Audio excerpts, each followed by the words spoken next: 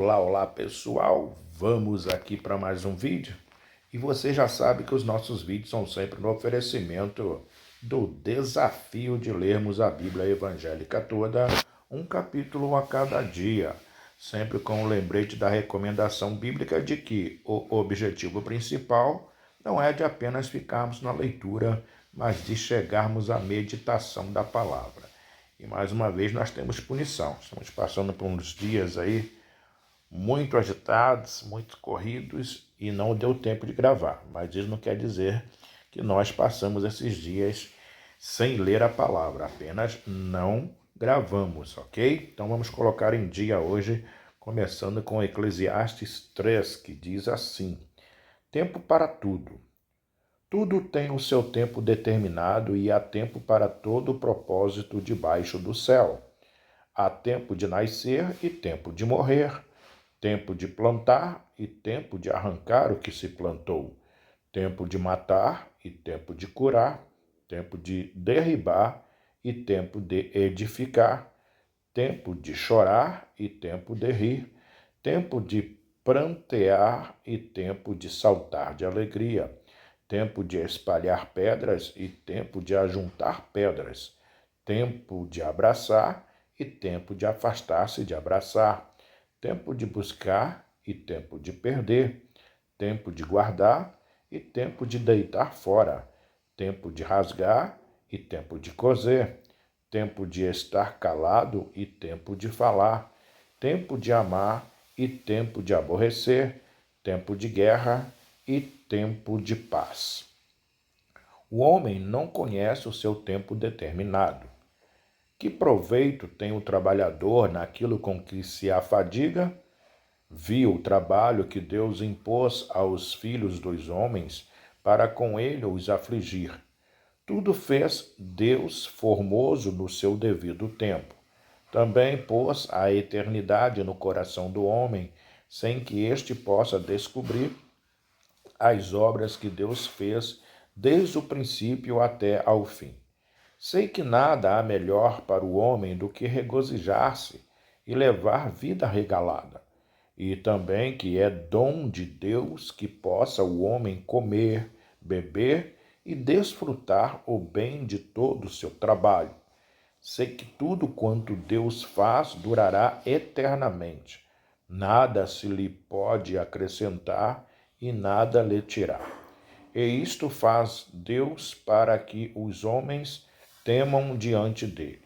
O que é, já foi, e o que há de ser também já foi. Deus fará renovar-se o que se passou. Semelhança aparente na morte entre homens e animais. Vi ainda debaixo do sol que no lugar do juízo reinava a maldade, e no lugar da justiça, maldade ainda. Então disse comigo: Deus julgará o justo e o perverso, pois há tempo para todo propósito e para toda obra. Disse ainda comigo: é por causa dos filhos dos homens, para que Deus os prove, e eles vejam que são em si mesmos como os animais. Porque o que sucede aos filhos dos homens, sucede aos animais. O mesmo lhes sucede. Como morre um, assim morre o outro. Todos têm o mesmo fôlego de vida, e nenhuma vantagem tem o homem sobre os animais, porque tudo é vaidade. Todos vão para o mesmo lugar. Todos procedem do pó, e ao pó tornarão. Quem sabe se o fôlego de vida dos homens...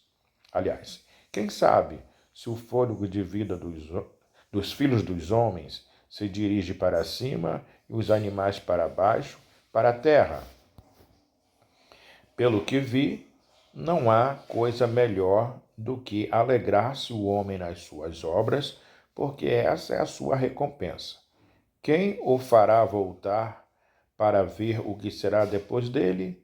Está aí a leitura no livro de Eclesiastes 3, mas como temos punição, leremos também Eclesiastes 4, que diz assim: as tribulações da vida.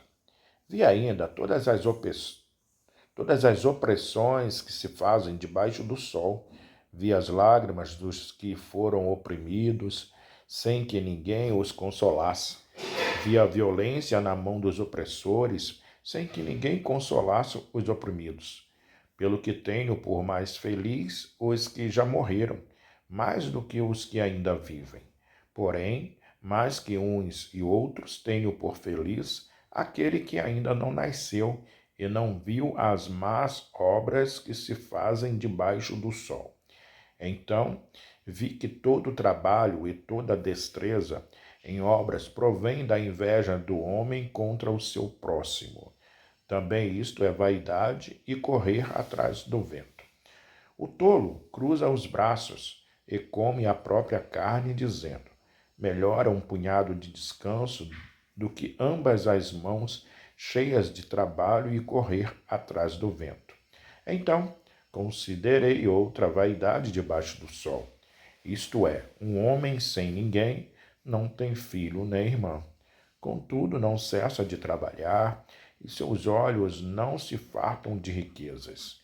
E não diz: para quem trabalho eu? Se nego à minha alma os bens da vida? Também isto é vaidade, todo enfadonho o trabalho. Melhor é serem dois do que um, porque tem melhor paga do seu trabalho, porque se caírem, um levanta o companheiro. Aí, aí, aí, porém, ai, porém, do que estiver só, pois caindo não haverá quem o levante. Também, se dois dormirem juntos, eles se aquentarão, mas um só, como se aquentará? Se alguém quiser prevalecer contra um, os dois lhe resistirão. O cordão de três dobras não se rebenta com facilidade. Melhor é o jovem pobre e sábio do que o rei velho e insensato, que já não se deixa admoestar, ainda que aquele saia do cárcere para reinar ou nasça pobre no reino deste. Vi todos os viventes que andam debaixo do sol, com o jovem sucessor que ficará em lugar do rei. Era sem conta todo o povo que ele dominava. Tampouco os que viram depois se hão de regozijar nele. Na verdade, que também isto é vaidade e correr atrás do vento. Está aí a leitura em Eclesiastes 4. Como falamos no início do vídeo, nós temos punição. Leremos também Eclesiastes 5, 6 e 7. Eclesiastes 5 diz assim: a loucura de votos precipitados.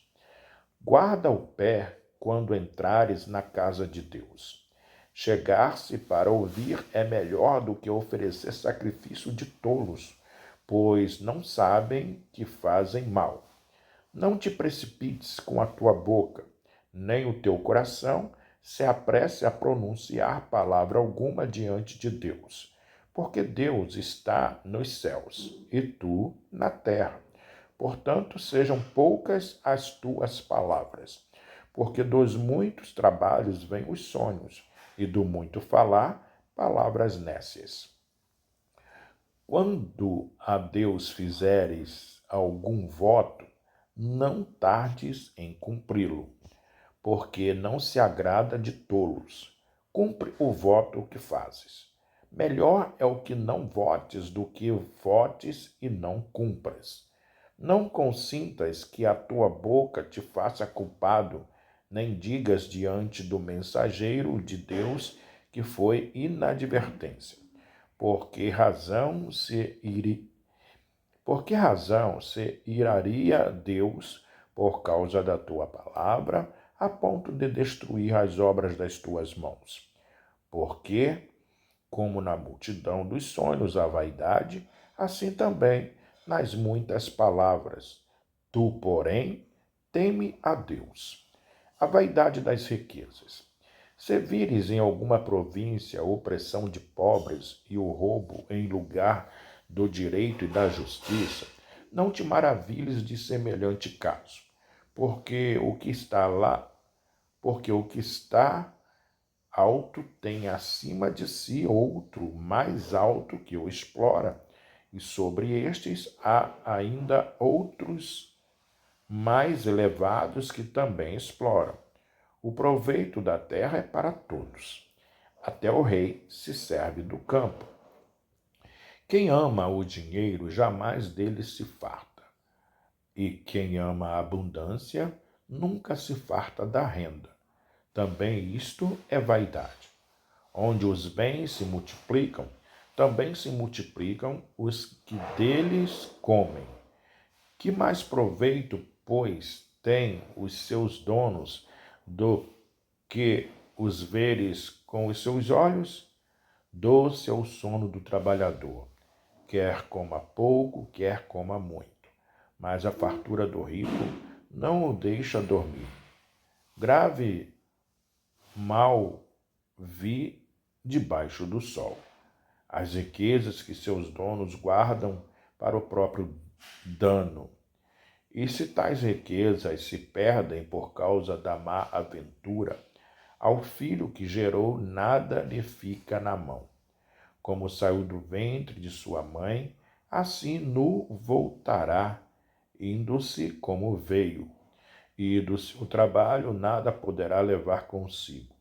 Também isto é grave mal. Precisamente como veio, assim ele vai.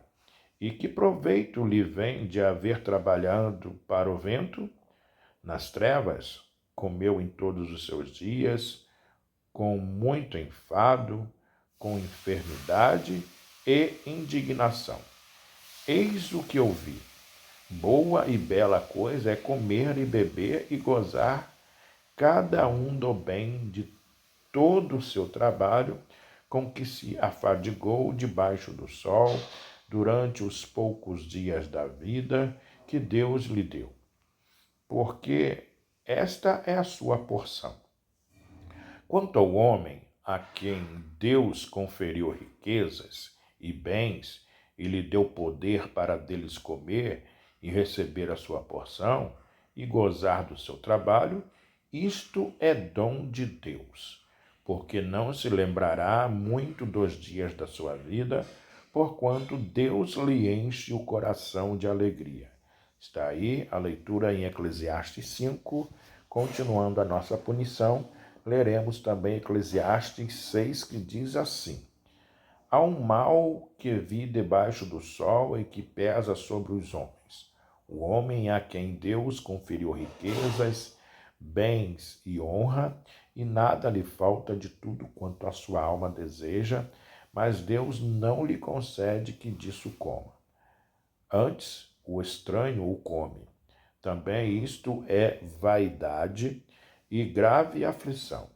Se alguém gerar 100 filhos e viver muitos anos, até avançada idade, e se a sua alma não se fartar do bem, e além disso não tiver sepultura, digo que um aborto é mais feliz do que ele. Pois debalde vem o aborto, e em trevas se vai, e de trevas se cobre o seu nome. Não viu o sol, nada conhece. Todavia, tem mais descaso do que o outro, ainda que aquele vivesse 2.000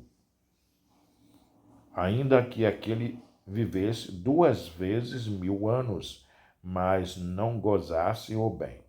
Porventura, não vão todos para o mesmo lugar?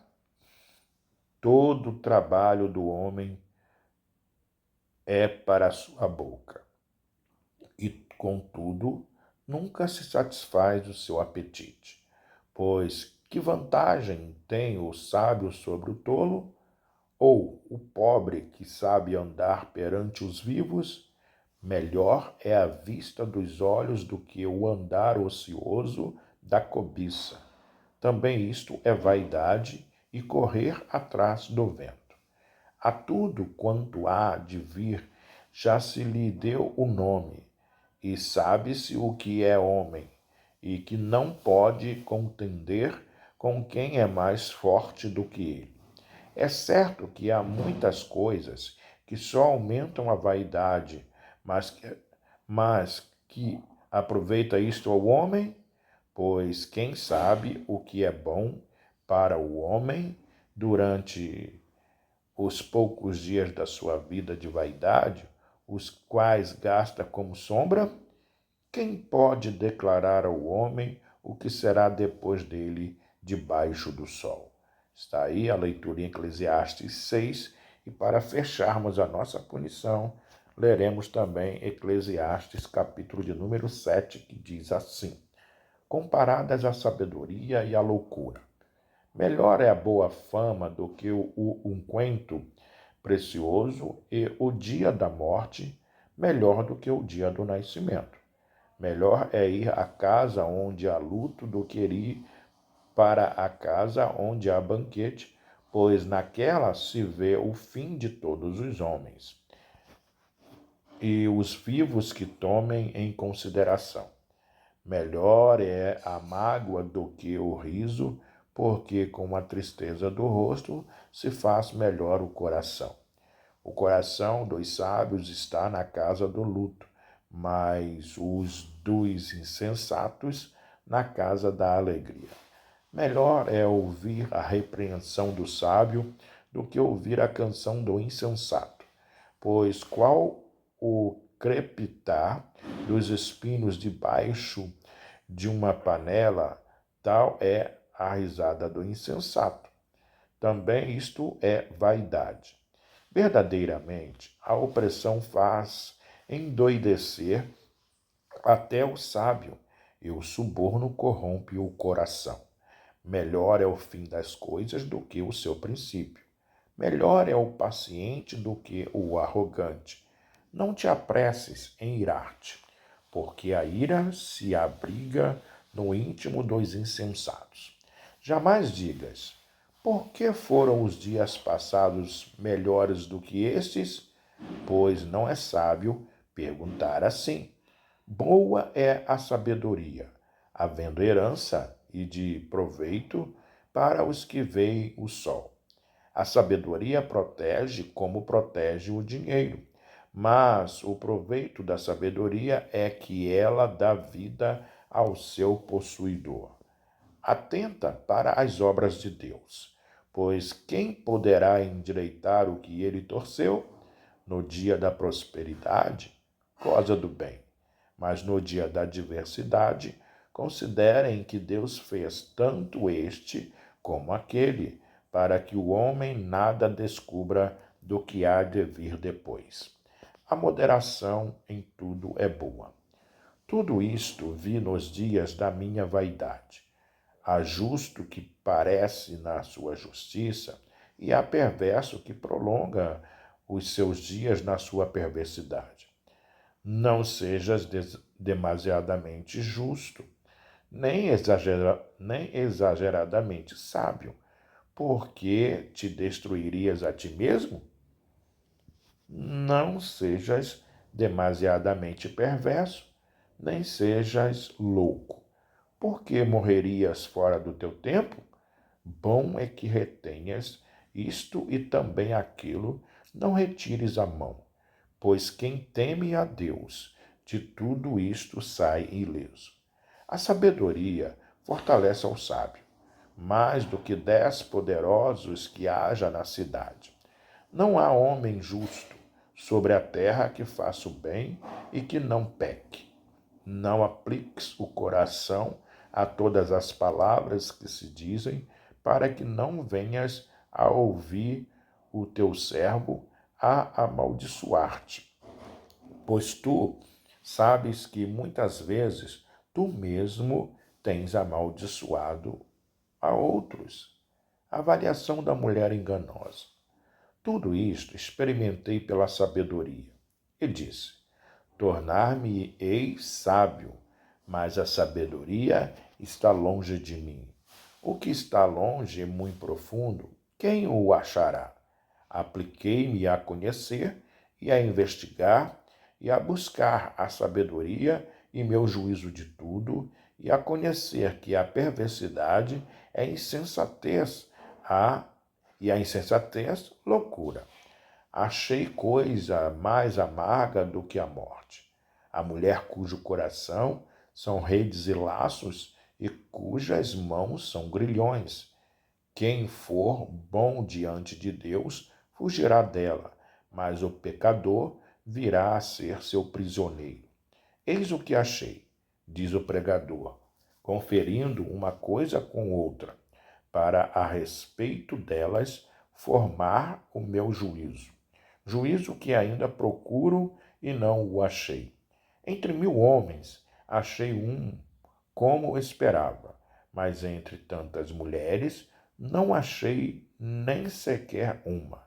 Eis que tão somente achei que Deus fez o homem reto, mas ele se meteu em muitas astúcias.